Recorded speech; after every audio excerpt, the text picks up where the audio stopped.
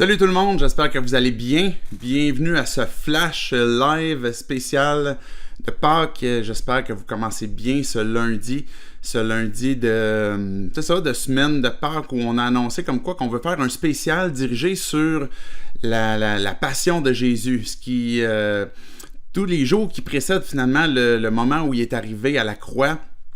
Sont des journées particulières. Hier, c'était dimanche, et puis on avait l'occasion de penser, par exemple, je ne sais pas si vous y avez pensé, mais c'était le dimanche des rameaux. Donc, tout au long de la semaine, le désir que j'ai, c'est de pouvoir justement regarder particulièrement les derniers instants de la vie de Jésus, les derniers instants au moment où il est allé en procès. Jésus a eu divers procès. Et puis, que ce soit des procès religieux, des procès civils, c'est ce qu'on va voir au courant de la semaine. Mais ce soir, je veux commencer avec un autre aspect, juste avant qu'on aille avec les procès, pour parler d'un personnage qui est bien connu, qui est Pierre. Donc, j'espère que vous êtes bien installés. J'en ai pas pour très longtemps. Je suis content Merci de votre accueil chez vous et pour ceux qui nous visitent et qui vous nous laissez entrer chez vous pour la première fois. Merci de nous faire confiance pour partager ces textes-là. Et le personnage que je veux voir avec vous, comme je disais, c'est Pierre. Pierre est un des disciples qui a suivi Jésus. Puis j'aime beaucoup son personnage parce que c'est un gars qui était vraiment très authentique, très intègre, très, à la limite, impulsif à l'occasion. Dieu, ce qu'il fait avec des personnages comme Pierre, comme ce qu'il veut faire avec chacun d'entre nous, c'est de nous transformer. La capacité que Dieu a et la volonté qu'il a, c'est de prendre les choses difficiles, les choses négatives, le mal que l'on peut vivre, le mal même que l'on peut faire, et il le transforme en bien.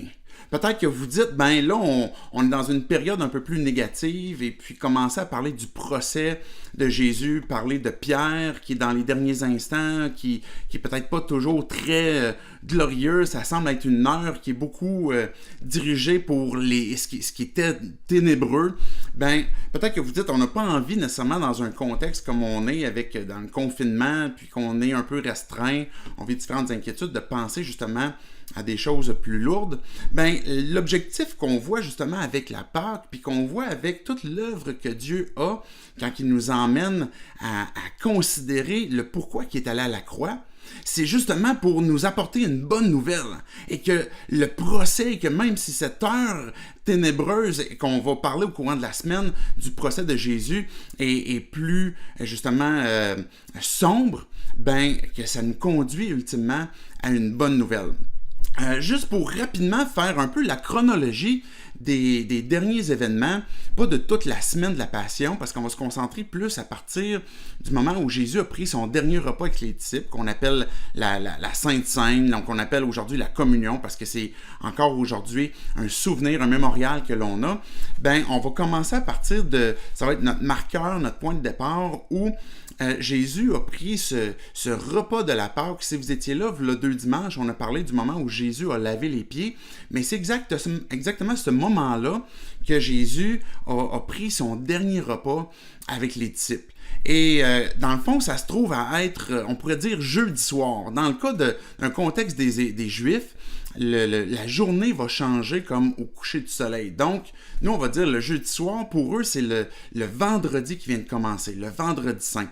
Donc, quand on se trouve le jeudi soir, au moment du souper, on se trouve justement à ce dernier repas où Jésus lave les pieds, puis c'est à ce repas-là aussi que Jésus va annoncer que Judas va le trahir. Il ne dit pas explicitement son nom, mais il va annoncer comme quoi qu'il y a quelqu'un parmi le groupe des disciples qui va le trahir. Jésus va annoncer aussi à Pierre, puis ça va être l'événement qu'on va voir ce soir, que Pierre va le renier et qu'il va l'abandonner. C'est dans ce même souper-là aussi que dans le fond, on va voir qu'il va y avoir une discussion entre Jésus et les disciples où il va dire, je m'en vais et puis vous ne pouvez pas me suivre. Et là, Thomas, il va dire, montre-nous le chemin pour qu'on puisse y aller. Et puis Jésus va répondre, il y a un seul chemin. Je suis le chemin, la vérité et la vie. Nul ne vient au Père que par moi. C'est dans ce contexte-là du souper que Jésus est en train de dire à ses disciples, craignez pas, croyez en Dieu, croyez en moi, je m'en vais vous préparer une place. Et quand que Jésus termine son souper avec les disciples, ben, il va sortir de la chambre haute pour s'en aller en direction d'un jardin, le jardin de Gethsémani, un endroit où Jésus a prié. Puis, on peut imaginer comme quoi que quand Jésus se dirigeait vers le jardin de Gethsémani, il a passé à travers un vignoble, un endroit où il y avait des vignes, des raisins, et puis c'est à ce moment-là que Jésus a communiqué à ses disciples. Regardez là, les vignes, là. Vous, là, vous êtes les branches de ces vignes-là. Et puis, moi, là, je suis le tronc, mon père, c'est le vigneron. Et l'image que Jésus voulait donner, c'est quand vous êtes attaché à moi, quand vous êtes avec moi, la vie va être générée à travers vous, puis vous allez porter du fruit, puis c'est comme ça que vous allez glorifier Dieu. Un autre enseignement, les derniers enseignements que Jésus est en train de donner à ses disciples en direction de son procès, parce que Jésus savait ce qui s'en venait. Donc, il est en train de s'en aller vers le jardin de Gethsémani. On se trouve le vendredi matin, ou jeudi très, très tard, vendredi matin, dans les petites heures, et Jésus se retrouve dans le jardin, et c'est dans ce moment-là que vous avez peut-être déjà entendu l'histoire que Jésus a transpiré des grumeaux de sang. Daniel nous en avait parlé dans un flash la semaine passée, que Jésus avait souffert le fait que de même imaginer le fait qu'il ne serait plus avec son Père et qu'il avait transpiré des grumeaux de sang. Alors, c'est un moment aussi où on voit que Jésus, on a le terme la prière sacerdotale. C'est dans ce contexte-là aussi que Jésus va prier pour ses disciples. Il va prier à son Père qu'on puisse être dans le monde, mais qu'on puisse en même temps vivre avec une foi qui demeure toujours attachée à Dieu, et puis il va prier même pour ceux qui s'en viennent. Donc voici le topo de la dernière nuit où Jésus s'en va tranquillement vers son procès. Je trouve la question intéressante parce que je l'entends souvent. Comment est-ce qu'on fait pour avoir la foi? Comment est-ce qu'on fait pour garder la foi, même dans des moments où c'est difficile, des moments où on est éprouvé, on perd notre emploi, on est éprouvé parce qu'un membre de notre famille est malade, parce que c'est peut-être nous-mêmes on est malade.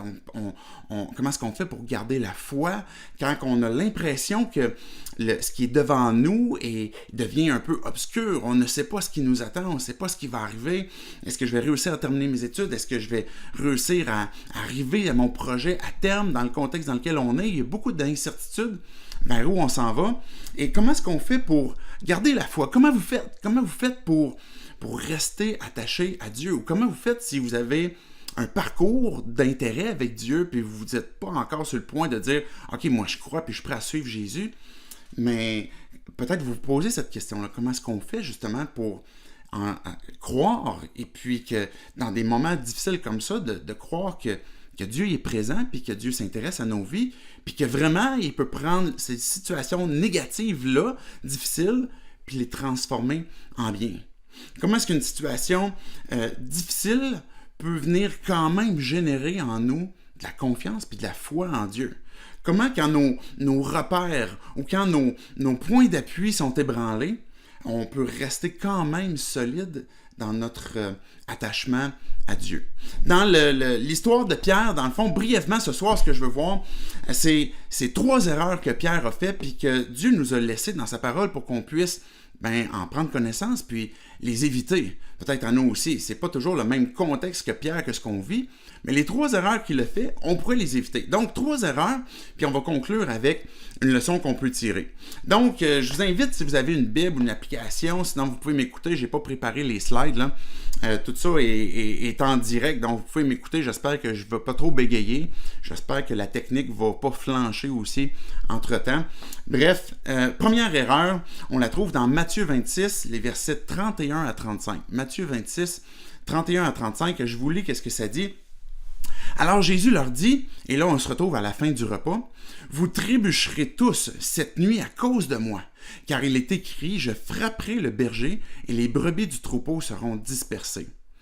Mais après ma résurrection, je vous précéderai en Galilée. » Alors Pierre, il prit la parole, et puis lui dit, « Même si tous trébuchent à cause de toi, ce ne sera jamais mon cas. » Pierre est vraiment confiant en lui-même. Verset 34, Jésus lui dit, « Je te le dis en vérité, cette nuit même, avant que le coq chante 3 fois, tu me renieras. » Et Pierre lui dit, « Même s'il me faut mourir avec toi, je ne te renierai pas. » Et tous les disciples dirent la même chose. « Hey, Jésus, jamais on va te renier. » Ben, on peut rire un peu de Pierre, puis en même temps peut-être rire jaune, parce que c'est peut-être notre cas où, dans cette première erreur que Pierre fait, puis qu'on est tous sujets aussi à faire, c'est d'être trop confiant de nos capacités.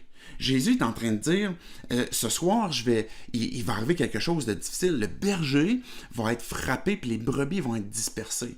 C'est même une prophétie qui est annoncée puis qui va être sur le point de se réaliser.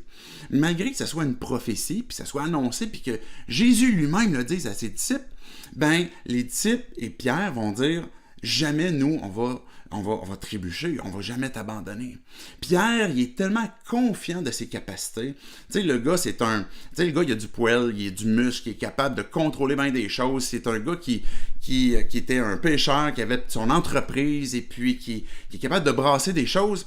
Et puis, moi, Jésus, tu sais, ça va bien aller, jamais je vais tenir jusqu'au bout. Ben, on connaît la suite de l'histoire. Dans nos vies, Dieu nous donne des capacités. Puis c'est pas une mauvaise chose en soi. Dieu vous a donné des dons, Dieu vous a donné des capacités, Dieu vous a donné des talents, Dieu vous a donné des compétences que vous avez développées. Il y a une énergie, une capacité, des choses que l'on est capable de faire. Et c'est pas une mauvaise chose en soi que de pouvoir les utiliser et les exploiter. L'erreur que Pierre a fait, puis l'erreur qu'on peut faire nous aussi, c'est de placer notre confiance dans ces choses-là. Pourquoi c'est une erreur? Parce que ça se peut qu'à un moment donné, ces capacités-là, que l'on croit avoir, que l'on croit pouvoir s'appuyer dessus, vont flancher, vont manquer. Peut-être qu'on n'aura pas l'énergie, peut-être qu'on n'aura pas la capacité, peut-être qu'on n'aura pas le goût, peut-être qu'on ne voudra pas, peut-être que des circonstances vont être au-delà de nos capacités, puis qu'on ne pourra pas. Et qu'est-ce qui va arriver à ce moment-là? Même le problème, comme je dis, c'est pas d'avoir ces capacités-là, mais c'est plutôt d'avoir plus confiance en soi qu'en ce que Dieu lui-même a à nous dire. Qu'est-ce que Dieu lui-même, qu'est-ce que Jésus lui-même, et de ne pas prendre au sérieux même qu'est-ce que Dieu est en train de nous dire. Ce que Jésus est en train de vivre, pour lui, ce n'est pas une surprise. Il le sait qu'il est en train d'accomplir le plan de Dieu. Et ce qu'il est en train d'annoncer à ses disciples est pas pour lui non plus une surprise. Quand on écoute la parole de Dieu, quand on écoute ce que Jésus nous dit et qu'on le prend au sérieux, on devrait placer plus notre foi et notre confiance sur ce qu'il nous dit, sur sa parole, et comme la même façon que quand Jésus est venu chercher Pierre. La première appel que Jésus a fait avec Pierre, ben, il l'a invité à retourner à la pêche, puis il a dit « Retourne à la pêche, puis après ça, jette tes filets de l'autre côté. » Et ce que Pierre a dit, c'est « Sur ta parole, je vais le faire, maître. » Parce que dans le fond, on a pêché toute la nuit, on n'a rien pogné, mais sur ta parole, je vais le faire. Et la même attitude, Pierre aurait pu répondre « Jésus, sur ta parole, je vais croire ce que tu me dis. » Et pour nous, c'est une leçon aussi. L'erreur à éviter, c'est d'être confiant de ses capacités au point qu'on se repose sur ces choses-là. Un proverbe dit, Proverbe 16, verset 18, « L'arrogance ou l'orgueil précède la chute. » Quand on est à un point appuyé sur nos propres ressources. Une deuxième erreur, rapidement, que Pierre a fait et qui est aussi pour nous une leçon à tirer. On se retrouve finalement un peu plus tard dans le temps où Jésus est allé prier dans le jardin de Gethsémani, dans un endroit où il a voulu passer du temps avec son Père. Jésus emmène Pierre, Jean puis Jacques et les laisse dans un coin du jardin puis il dit « Priez avec moi ». Priez. Et puis moi, je vais aller prier aussi plus loin. Alors, on se retrouve dans Matthieu 26, le verset 39 à 41 que je vais lire. Verset 39. « Puis Jésus avança de quelques pas, se jeta sur son visage, le visage contre terre, et fit cette prière. « Mon Père, si cela est possible, que cette coupe s'éloigne de moi. Toutefois, non pas ce que je veux, mais ce que tu veux. » Il revint vers ses disciples, qu'il trouva endormis, et dit à Pierre, « Vous n'avez donc pas pu rester éveillé une seule heure avec moi? Restez vigilants et priez pour ne pas céder à la tentation. L'esprit est bien disposé, mais par nature, l'homme est faible. L'esprit est bien disposé, mais la chair est faible. » Jésus est retourné prier, est revenu et retrouvé encore Pierre, Jean puis Jacques en train de dormir. il les a réveillés, il est retourné prier, puis il est revenu, puis les gars, ils dormaient encore. Peut-être qu'ils ont trop pris, je sais pas moi, du vin de Pâques, qu'il y avait trop de, peut-être trop de pain, c'était difficile à retenir en éveil comme ça. Cette erreur-là que Pierre a fait, c'est de penser ne pas avoir besoin de Dieu. La première erreur qu'on a vue, c'est d'être trop confiant de ses capacités. Puis la deuxième, c'est de ne pas penser qu'on a besoin de Dieu. Jésus lui-même se retire pour parler avec son Père. La prière a une puissance. La prière, c'est un discours ou un dialogue que l'on a avec Dieu, où on parle, on écoute, on est en train de se syncer avec Dieu, et puis on est en train de solliciter l'intervention de Dieu. Jésus, à l'heure la plus noire, la plus ténébreuse, ce qu'il a fait, c'est prier, c'est parler avec son Père. La prière a une puissance pour nous garder dans la foi, pour nous garder de la tentation. La prière a une puissance pour déplacer les montagnes. La prière a une puissance pour faire concrétiser des miracles dans nos vies. La prière a une puissance pour qu'on puisse se mettre au diapason avec Dieu, pour comprendre sa volonté pour nos vies. Et Pierre était bien intentionné. Jésus dit, l'esprit est bien disposé. On veut vraiment, on est vraiment désireux, on veut qu'on tienne bon, mais la chair est faible. Dans le fond, on a des bien meilleures intentions que notre volonté. Elle est bien plus faible comparativement à nos intentions. Et Jésus les interpelle en disant, veillez, restez vigilants. Cette erreur que Pierre a fait, c'est de penser que je peux dormir. Ce que j'ai besoin de plus, c'est tout simplement de m'assouplir et puis de me reposer. Il y a des moments, peut-être, que Dieu t'interpelle, des moments où c'est plus sombre, c'est des moments peut-être d'inquiétude, peut-être des moments d'épreuve, des moments où il y a de l'incertitude et on a besoin de Dieu. Et peut-être que Dieu place sur ton cœur. Peut-être que tu ne crois pas encore complètement à Dieu. Peut-être que tu as déjà placé ta foi en Dieu pour être en relation avec lui, pour obtenir le pardon de tes péchés. Et que ce soit un cas comme l'autre, Dieu t'interpelle à « Viens à moi, et je veux parler avec toi. Je veux qu'on puisse échanger. » Et de tirer justement ce dialogue que l'on peut avoir avec lui. Et peut-être que des fois, on a besoin d'autres personnes auprès de nous. Peut-être qu'on a envie de s'endormir. Peut-être qu'on est fatigué. Peut-être qu'on a besoin de la communauté. Puis demander à des gens, j'ai besoin que tu intercèdes pour moi. Peut-être qu'on a besoin des fois d'aller marcher, peut-être d'aller courir, peut-être pendant ce temps-là, de prier, de parler à Dieu, de faire des supplications, d'intercéder pour des gens aussi. Peut-être que vous pouvez lutter avec des gens pour les aider à tenir bon. Mais on ne doit pas tomber dans ce même piège que Pierre a fait et penser qu'on n'a pas besoin de Dieu. Et qu'au contraire, qu'on a besoin d'intercession, on a besoin de puiser notre force en lui. La dernière erreur que Pierre a fait, qui est en train de le conduire tranquillement vers au moment qu'il a renié à 3 reprises Jésus, on le voit là, dans cette troisième erreur-là, dans Matthieu 26, à partir du verset 51. Je vais lire verset 51 à 53. Un de ceux qui étaient avec Jésus mit la main sur son épée. On se retrouve, en fait, juste pour vous donner le contexte, il est en train de terminer de prier. Judas arrive avec des gardes et pour arrêter Jésus. Judas vient devant Jésus, il s'approche de lui, il lui donne un baiser. Et puis, on se retrouve dans ce contexte-là. Et un de ceux qui étaient avec Jésus mit la main sur son épée et la tira. Il frappa le serviteur du grand prêtre et lui emporta l'oreille. Alors Jésus lui dit, « Remets ton épée à sa place, car tous ceux qui prendront l'épée mourront par l'épée. Penses-tu que je ne puisse pas faire appel à mon Père, qui me donnerait à l'instant plus de 12 légions d'anges? » Le gars ici, là, c'est Pierre. On le voit dans Jean, chapitre 18, c'est Pierre. L'erreur que Pierre a fait, l'erreur précédente qu'on voyait, c'est penser que j'ai pas besoin de Dieu.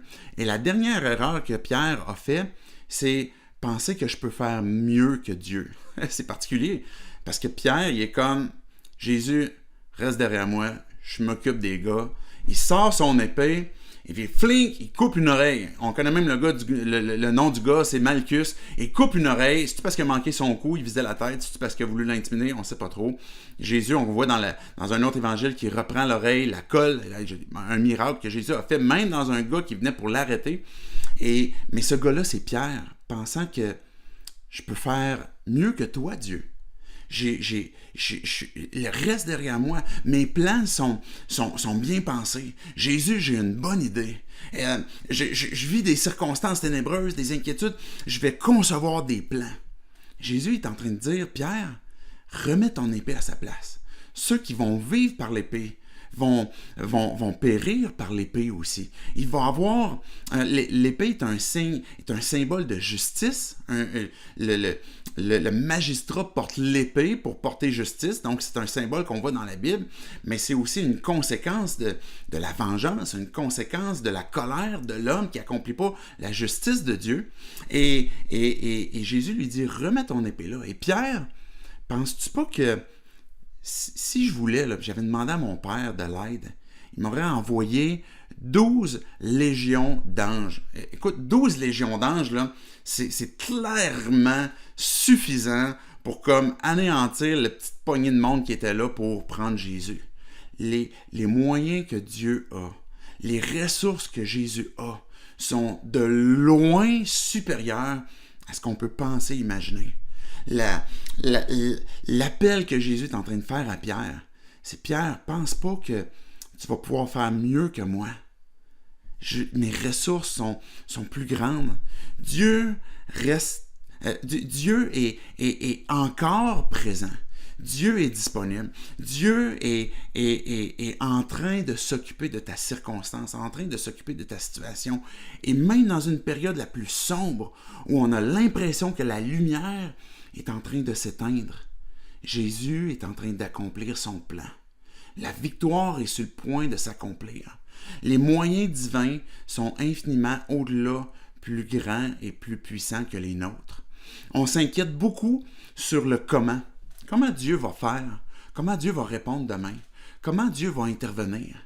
Et on ne sait pas le comment. Souvent, Dieu nous ne dit pas toujours le comment il va faire les choses. Mais ce qu'il nous dit, c'est « fais-moi confiance. Remets tes moyens humains de côté. Fais-moi confiance. Ce que je vais placer sur ton cœur, en temps et lieu, tu l'exécuteras. En temps et lieu, tu avanceras, tu feras le pas de foi que je te demande de faire.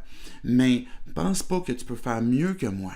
Continue de me faire confiance. » Et c'est le résultat que ces trois erreurs ont continué, ont culminé de Pierre, c'est-à-dire la première, d'être confiant, être trop confiant de ses capacités, de penser que j'ai pas besoin de Dieu pour l'intercéder, pour prier, ou même penser que je peux faire mieux que Dieu, a conduit Pierre, ultimement, à renier Jésus, à renier son maître.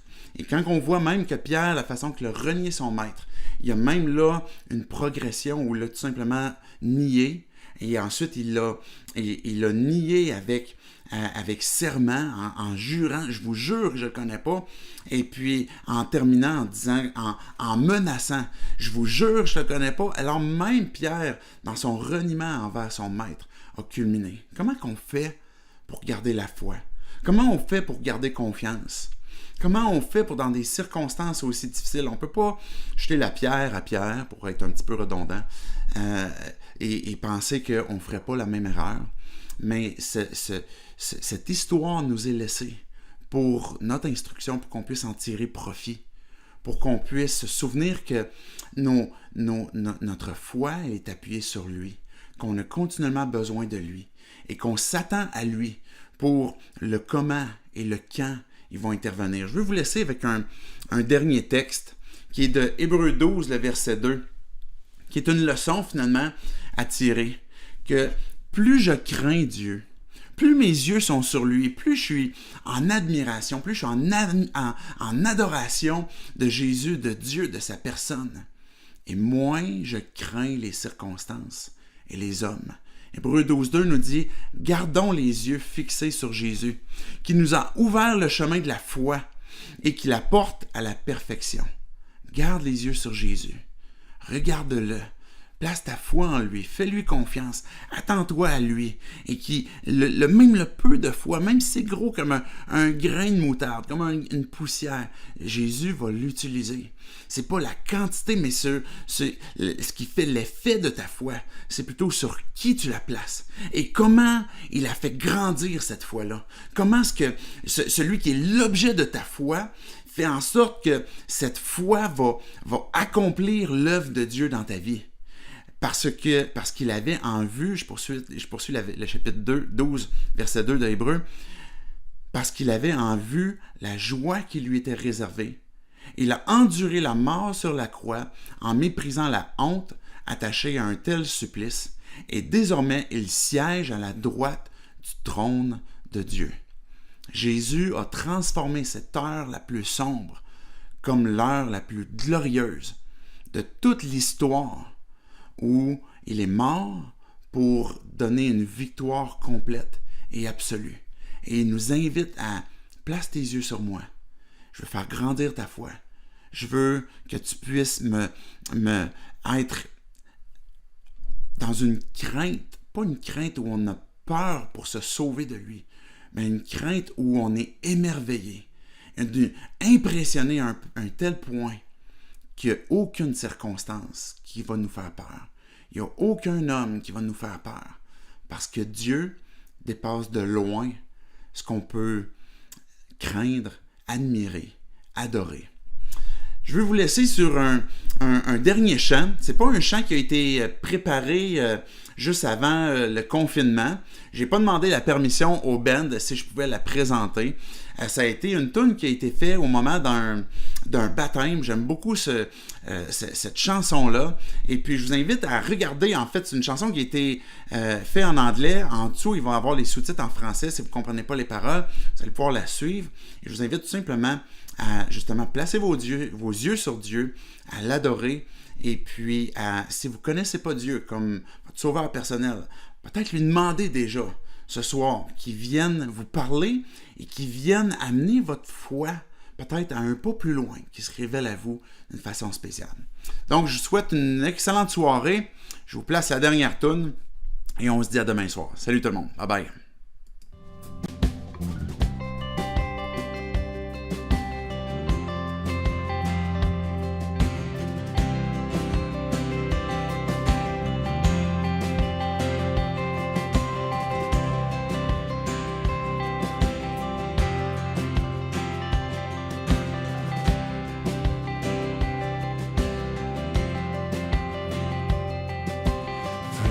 Precious compassion that pours from the wounds that have won us salvation.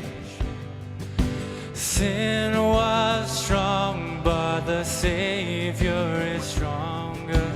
Come, let us worship Him. Amen.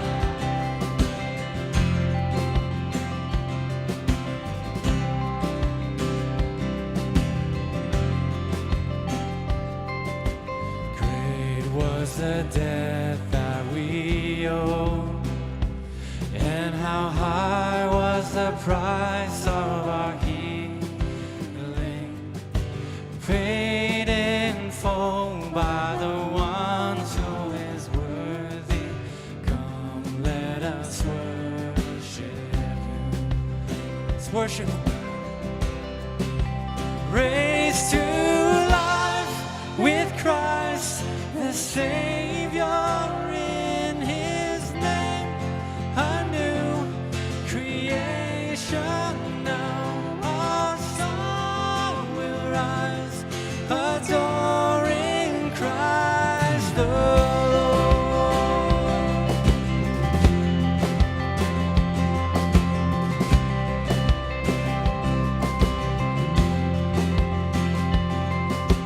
Death overcome by the word that was spoken before it was finished.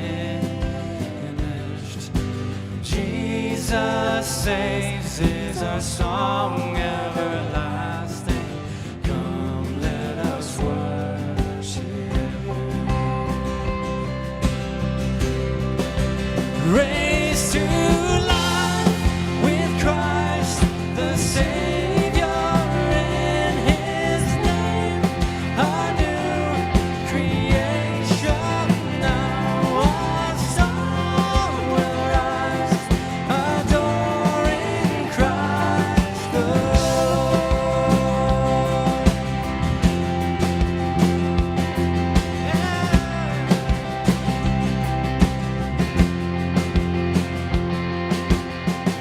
Sin was strong, but Jesus is stronger. Our shame was great, but Jesus, you're greater.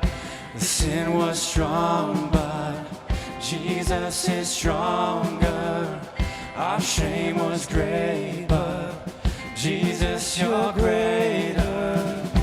Sin was strong, but Jesus is stronger. Our shame was great, but Jesus, you're greater. Sin was strong, but Jesus is stronger. Our shame was great, but Jesus, you're greater. Come on! Sin was strong, but Jesus is stronger. Our shame was great, but Jesus, you're greater. Sin was strong, but Jesus is stronger. Our shame was great, but Jesus, you're greater.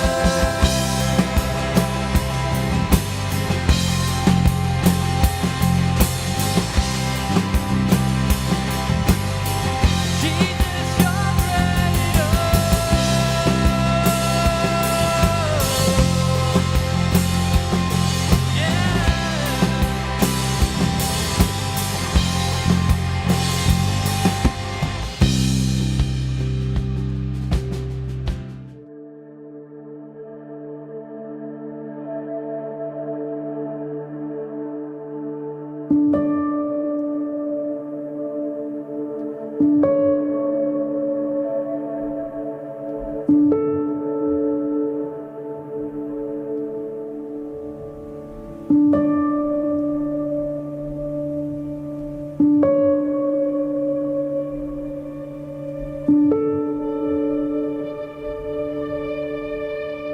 Parce qu'aimer, ça peut se faire simplement.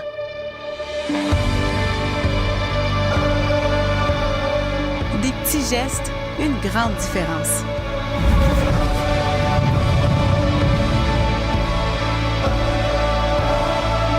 Opération Clin d'œil, complice des petits bonheurs.